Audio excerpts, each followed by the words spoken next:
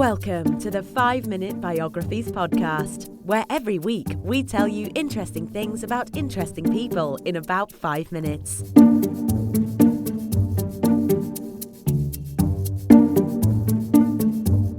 And now here is your host, Wayne Armstrong. Hi, I'm Wayne Armstrong. Welcome to the 5-Minute Biographies podcast, episode 10, Jimmy Carter. Naval officer, senator, governor, president, and the only peanut farmer to ever win the Nobel Prize. Jimmy Carter served only one term as President of the United States, but his competent and compassionate approach to government left behind a long legacy that continues to affect American life every day. The boy who would be 39th President of the United States was born on the 1st of October 1924 in the rural farming town of Plains, Georgia, to James Earl Carter Sr. and Lillian Gordy, a peanut farmer and registered nurse respectively. Peanut farming, politics, and devotion to the Baptist Church dominated almost every aspect of their idyllic life. Carter started his education in the Plains Public Schools, then later attended Georgia Southwestern College and the Georgia Institute of Technology. He went on to receive a Bachelor of Science degree from the U.S. Naval Academy in 1946. Upon graduation, Carter married Rosalind Smith, a hometown girl from Plains. The couple would go on to have 3 sons and a daughter.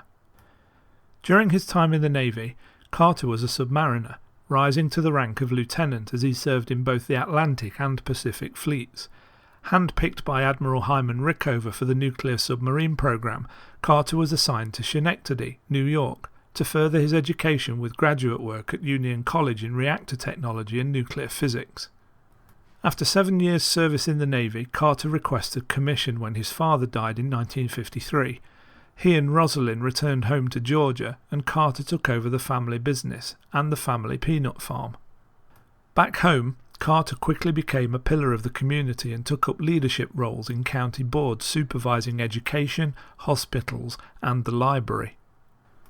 Carter saw serving his community as his proud duty, and in 1962 was elected to the Georgia Senate. He would go on to lose his first governor campaign in 1966, but won the next election and became Georgia's 76th governor on the 12th of January 1971.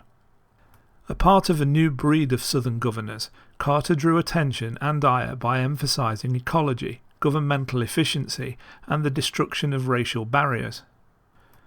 At the end of 1974, Carter announced his candidacy for president.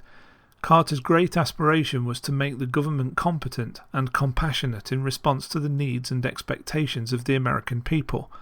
Over the course of 2 years, his campaign slowly gained momentum. The time and work paid off, and he won the first ballot at the 1976 Democratic National Convention. Carter selected Senator Walter F. Mondale of Minnesota as his running mate, and the campaign kept gaining ground. After a hard run that included 3 debates, Carter was victorious over President Gerald Ford, pulling out a win with 297 electoral votes to Ford's 241. The Carter administration lasted from 20th of January 1977 to 20th of January 1981.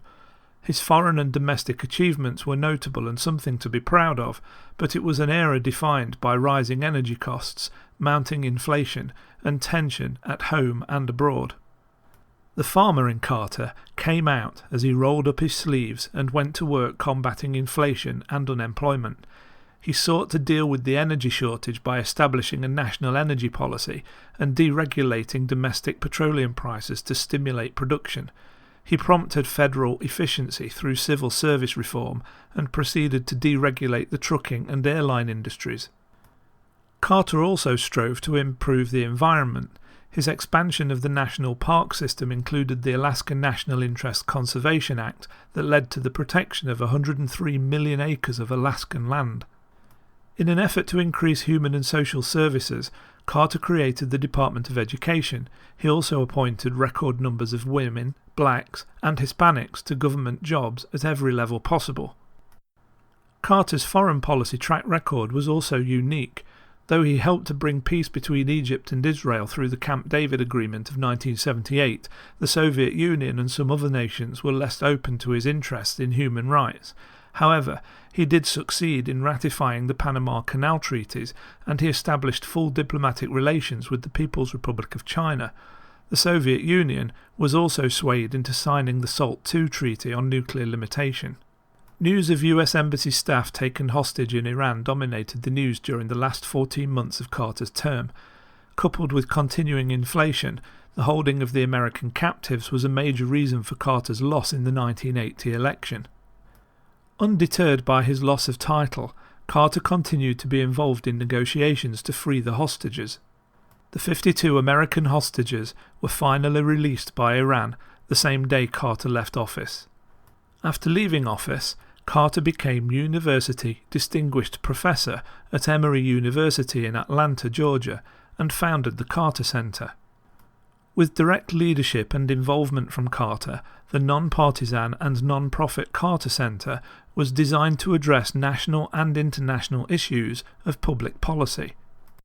Committed to the resolution of conflict, promotion of democracy, protection of human rights, and the prevention of disease and other afflictions, the Carter Center Fellows, Associates, and staff seek to help fashion a better world without the influence of politics or agenda.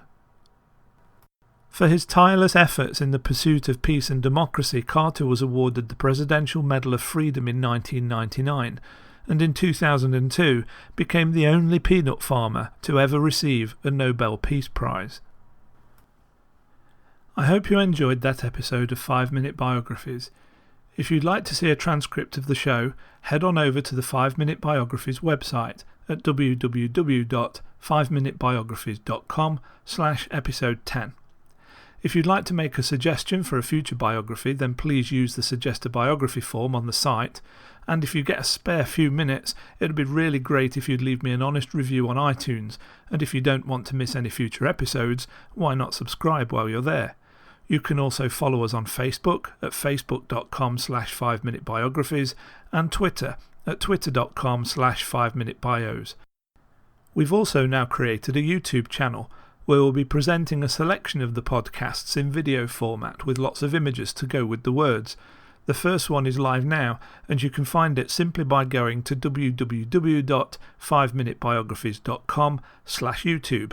Thanks for listening, and I'll see you again next week.